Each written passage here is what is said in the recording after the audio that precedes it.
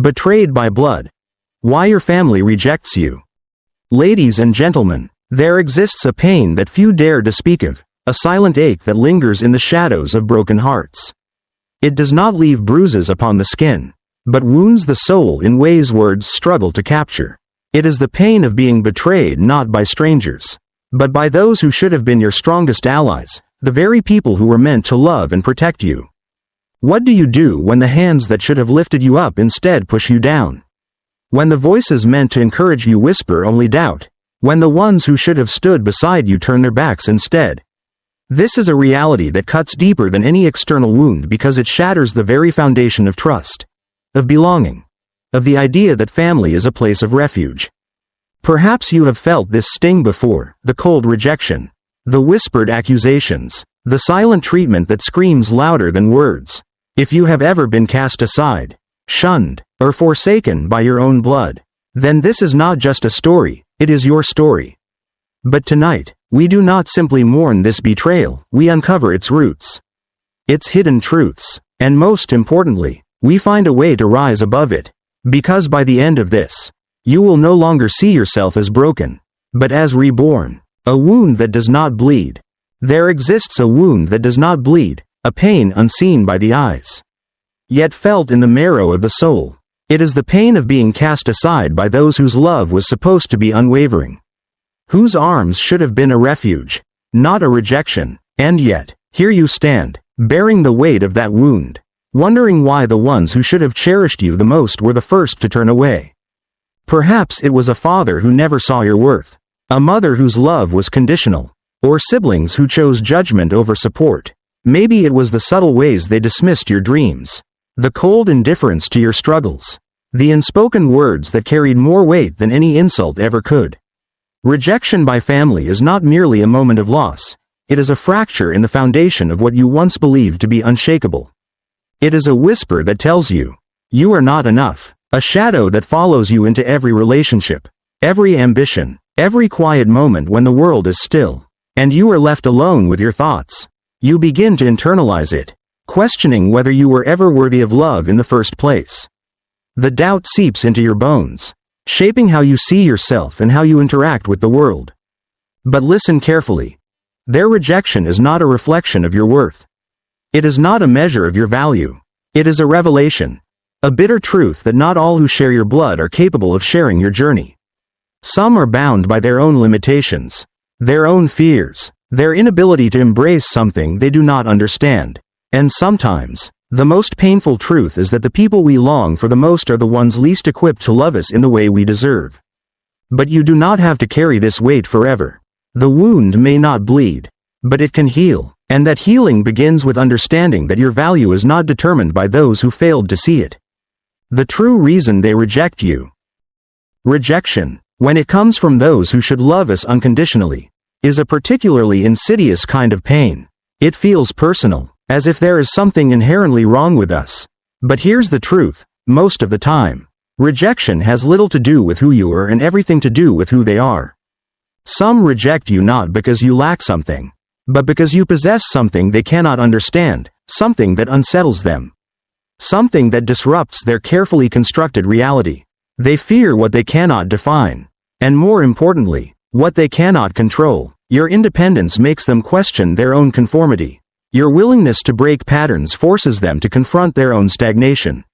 Your refusal to be confined by outdated expectations exposes the limits they have chosen to accept in their own lives. Imagine a family built on rigid traditions, where obedience is mistaken for love and silence for respect. Now, imagine a child within that family daring to think differently, questioning the authority they were told to never challenge, seeking a life beyond the boundaries imposed upon them. To those who have spent their lives following the script, this is not just rebellion, it is an act of betrayal. They will look upon your strength and call it defiance. They will see your independence and label it arrogance. They will twist your growth into a threat, your dreams into foolishness, your uniqueness into a flaw. Because you disrupt the fragile order they have built, they will cast you out. Understand this. Some people are only capable of loving that which they can mold. That which remains familiar, that which does not challenge their comfort. Their acceptance is conditional, their affection transactional, As long as you play by their rules, stay within their expectations, and ask for nothing more than they are willing to give, they will keep you close. But step outside that framework, challenge an old belief, set a boundary, refuse to sacrifice your truth for their comfort, and watch how quickly that so-called love turns to distance, to resentment, to silence. The paradox is this: the ones who reject you for being different are often the ones who secretly wish they had your courage. Deep down, they envy your freedom, your ability to live on your own terms. But instead of admitting this, they lash out, disguising their insecurity as judgment. It is easier to vilify you than to confront their own fears. But you, my friend, were never meant to fit into a box of their making. You were never meant to shrink yourself to be palatable, to silence yourself to be acceptable, to dim your light so that others do not feel overshadowed. The world does not need more people who conform. It needs more people who dare to be fully themselves, despite the cost. And if rejection is that cost, then let it be paid, because the price of betraying yourself is far greater. The illusion of family. From the moment we take our first breath, we are taught to believe in an unshakable truth: family is everything. This idea is instilled in us not just as a belief, but as a doctrine, a sacred bond that supersedes all else. Blood is thicker than water. They say, no matter what happens, family comes first, and so, we hold on, sometimes at all costs. But what if this belief is not an absolute truth, but an illusion carefully woven by society? What if family, rather than being an unconditional source of love, is sometimes a structure designed to maintain control, conformity, and obligation? The reality is that not all who share your name share your heart. Not all bound to you by blood are bound to you by love. Some families function not on genuine affection, but on a system of power, unspoken rules, and the enforcement of roles assigned at birth. You are expected to be the obedient child, the dutiful sibling, the silent supporter of traditions, even when those traditions suffocate you. And the moment you step outside of these expectations, when you challenge old beliefs, set boundaries, or pursue a path that diverges from the one they have laid out, you will see just how fragile this so-called bond truly is. Acceptance turns into silence. Affection withers into resentment. Those who once called you their own suddenly look at you as if you were a stranger. The message becomes clear. Love, in their world, is not unconditional. It is transactional. It exists only as long as you conform, as long as you do not disrupt the delicate order they have built. This is the painful paradox. Family is supposed to be where you are loved for who you are. Yet, for many, it becomes the very institution that demands you be someone else. And in the name of loyalty, countless people suppress their true selves, enduring relationships that diminish them, carrying burdens that are not theirs to bear. But you, standing at the crossroads of tradition and truth, have a choice. Will you cling to the illusion, sacrificing yourself to keep the family structure intact? Or will you dare to break free, to redefine family not by blood, but by genuine connection, by those who love and accept you without conditions? Because family is not about obligation, it is about choice, and sometimes, the most liberating thing you can do is walk away from the idea that just because someone is related to you, they are meant to stay in your life. Walking away is not betrayal. To walk away is not an act of cruelty, it is an act of self-preservation. Society conditions us to believe that staying, no matter the cost, is a sign of strength, of loyalty, of virtue. But what if true strength lies not in endurance, but in knowing when to let go? What if the real betrayal is not leaving, but allowing yourself to be diminished for the sake of a bond that exists in name only? You are not betraying anyone by refusing to shrink yourself to fit into a mold that was never meant for you. You are not being ungrateful for choosing your own path, your own mind, your own destiny. You are not breaking the sacred bond of family by recognizing that it was broken long before you ever questioned it. Think of the countless people who spend their lives suffocating in relationships dictated by duty rather than love. The ones who silence their dreams, suppress their identities, and betray their own souls just to maintain the illusion of harmony. Is that truly what family is meant to be? A contract of silent suffering. A place where love is only granted under conditions. Walking away does not mean you do not care. It means you refuse to be a prisoner of someone else's version of love. It means you have chosen truth over pretense, growth over stagnation, self-respect over obligation. They may try to make you feel guilty. They may accuse you of turning your back on them. But remember this. You are not walking away from love. You are walking away from the illusion of it. And that, more than anything, is the beginning of your freedom. For so long, you have stood at the gates of their approval, knocking, waiting, hoping that one day they would open. You have bent yourself into shapes unnatural, softened your voice, swallowed your truth, all in a desperate attempt to be enough for them. But what if I told you that the door you have been knocking on was never meant to open for you? That the acceptance you seek is a currency they will never afford you. No matter how much of yourself you give, walking away is not an act of abandonment, it is an act of courage.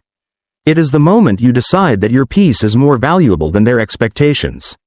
That your future is more important than their approval. It is the moment you reclaim yourself, not as a victim of rejection, but as the architect of your own liberation. Let them say what they will. Let them call you selfish. Let them paint you as the villain in their story. They do this not because you have wronged them, but because it is easier than confronting their own failures, their own limitations, their own inability to love you as you are. Let them, and then let go. Because walking away is not betrayal. It is freedom. The power of letting go. Letting go is one of the hardest yet most transformative acts a person can undertake. It is a moment of reckoning, where you must ask yourself, how much of my soul am I willing to trade for a love that is conditional? How many times will you let yourself be reduced, reshaped, rewritten to fit a narrative that was never yours? Society glorifies endurance, staying despite suffering, sacrificing for the sake of tradition, proving loyalty through pain. But at what cost? How often do people hold on to relationships, identities, or even past versions of themselves, simply because the thought of letting go is too terrifying? They cling to the familiar, even when it has long since stopped serving them, mistaking attachment for love and suffering for devotion. But here is the truth. Letting go is not about giving up. It is about setting yourself free. It is the realization that some things, some people, and some beliefs are no longer meant to be part of your journey. It is about recognizing when something has reached its natural end, and rather than desperately holding on, having the courage to release it. Think about a bird in a cage. If you were to open the door, it may hesitate at first. The cage is familiar. It has learned to survive within its confines. But survival is not the same as freedom. When the bird finally dares to spread its wings, it does not betray the cage, it honors its nature. And so must you. Too often, we fear letting go because we equate it with loss. But in reality, what we lose are only the chains that have kept us bound. We do not lose ourselves, we find ourselves. We do not lose love, we make space for love that does not require us to shrink. Some will not understand your decision to walk away. They will call it selfish, reckless, ungrateful, but they do not know the weight of what you have carried. They do not know the nights you spent questioning your worth, the exhaustion of trying to be enough for people who never truly saw you. Let them think what they will. Let them hold onto their illusions. But you must let go. Because the power of letting go is not in what you leave behind, but in what you make possible. It is the doorway to a life where you are no longer defined by past wounds, but by the limitless potential of your future. And that, more than anything, is what true freedom looks like. You were not born to be their mirror, reflecting only what they wish to see. You were not made to be a puppet, dancing to the tune of their expectations. You are something more, something far greater, something untamed and infinite. And yet, you have spent your life seeking the approval of those who cannot even see you for who you truly are. But here is the most bitter truth of all. Some will never give you what you seek. Not because you are unworthy, but because they are incapable. They fear what they cannot control. And you, with your wild heart and boundless dreams, are beyond them. So what will it be? Will you continue to play small, to dim your brilliance in the hope that they might one day acknowledge it? Or will you walk away from their judgment and into the vast, untamed expanse of your own becoming? You are free. Freedom is not something given, it is something claimed. It is not a privilege bestowed upon the obedient, but a right seized by those who dare to live on their own terms. And for those who have spent years suffocating under expectations that were never truly theirs, Stepping into freedom is not just a choice, it is a necessity. You do not owe them your silence. You do not owe them your obedience. You do not owe them a version of yourself that is easier for them to love. What you truly owe, is to live as the fullest, most unapologetic version of yourself, no matter who fails to understand it. Yes, they will call it selfish. They will call it betrayal. They will paint you as the villain in their story because it is easier than confronting their own failure to love you as you are. But that is their battle, not yours. You do not have to carry the weight of their unresolved fears, their inability to accept what they do not understand. Consider this. How many lives have been lived in quiet desperation, bound by the fear of disappointing those who were never willing to see beyond their own expectations? How many people have withered, not because they were incapable, but because they believed the lie that their worth was dependent on approval? Let them misunderstand.